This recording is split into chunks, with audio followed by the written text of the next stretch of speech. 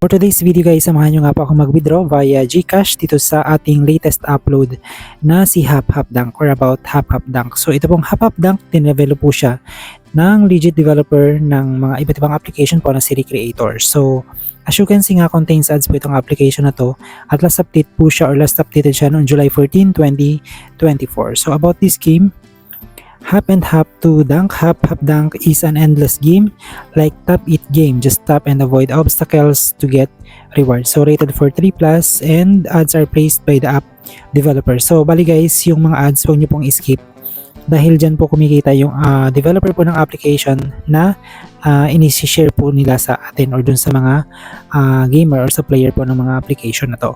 So game information version 17.0 updated on July 14, 2024. Downloads niya po ngayon is 5,000. Required OS Android 7.0 and up at ino-offer nga po ito or offered by Recreator, released on May 28, 2023. Sa ngayon, 4.2 po yung reviews and 3+ yung ratings.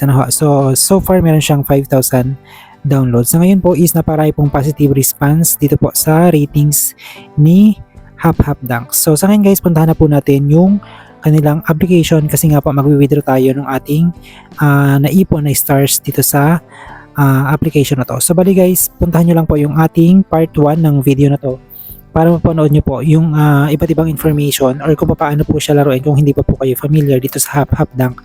Meron po tayong part 1 itong video na to. So sa video ito guys ay papakita ko lang po saglit kung paano siya laruin bago tayo mag-withdraw. So as you can see nga, nandito tayo sa dashboard itong application na to at makikita nga po ninyo meron tayong 150 stars na naipon HapHapDunk, and then nandito po sa dashboard yung start, yung shop, yung information, and then yung rate. Sa rate guys, check lang natin yan. Yan, ma-redirect po kayo sa Google Play, then pwede na po kayo dyang magbigay ng ratings. And then itong ay naman guys, mapupunta tayo dito sa information.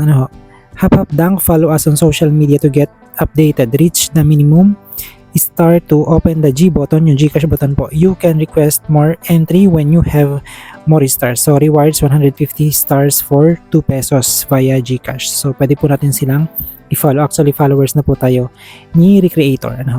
So dito naman sa shop guys, ulitin ko lang, nandito po yung iba't ibang bola na pwede nyong bilhin. Pwede nyo siyang bilhin. So meron siyang respective amount kung magkano po yung price ng bawat isa. Then close na lang muna natin yan guys. Then try lang na muna natin laruin.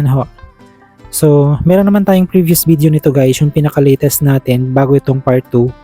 Ganito lang siya. Kailangan nyo i-avoid yung mga obstacles at yung mga obstacles na yung mga lumilipad na ibon dyan sa screen. So try lang ulit natin.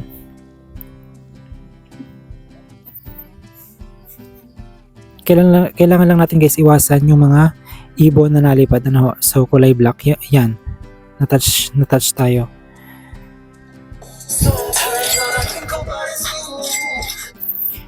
So gagawin nyo lang, wag nyo lang pong skip yung mga ads kasi nga po dyan po kumikita ng reward ng pera si developer para nga po makapag payout sa mga player po ng games po na ito. So close na natin siya.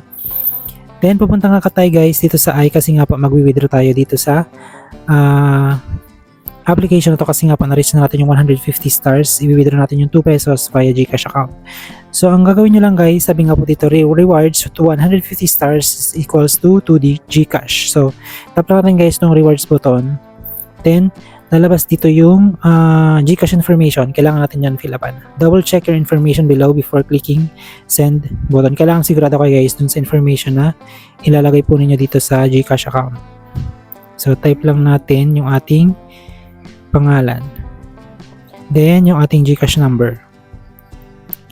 Enter Gcash number.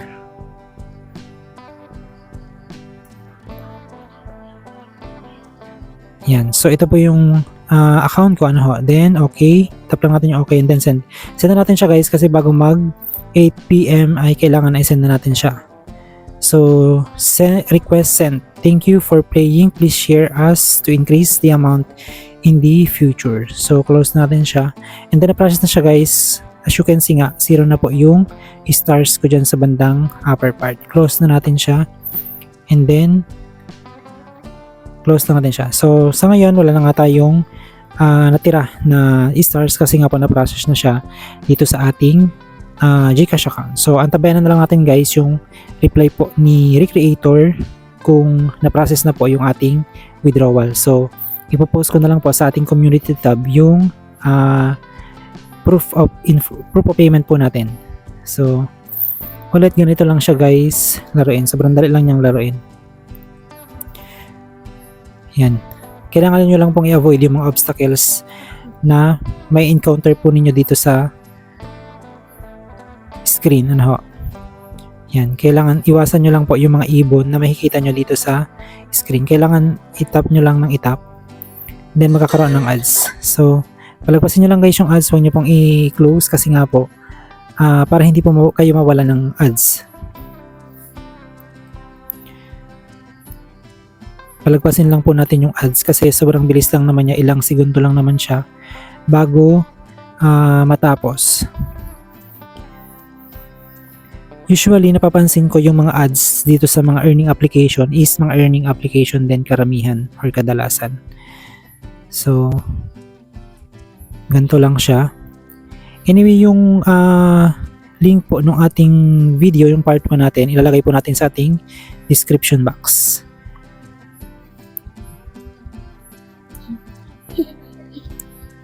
Guys, kung bago pa lang po kayo dito sa ating channel, huwag niyo po kalimutan mag-subscribe. I-bell all niyo po para maging updated po kayo dun sa mga video natin na i-upload soon. And kung kayo naman po is permanent dito sa ating channel, huwag niyo po kalimutan guys mag-comment and then pakilike na rin po yung video natin.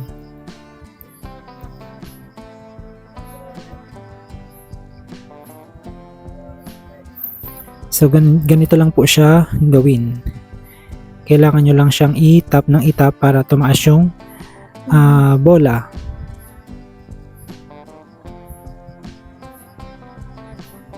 Iwasan nyo lang guys yung obstacles kasi nga po mag-game over kayo.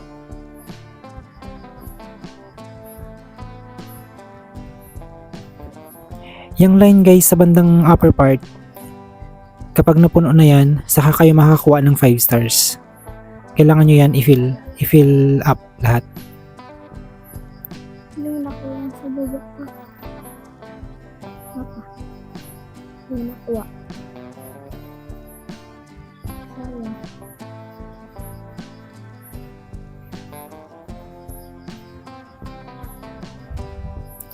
Hanggang dito lang muna po yung ating video. Sana po ay nakatulong sa inyo yung ating video for today. Maraming salamat po sa inyong panonood.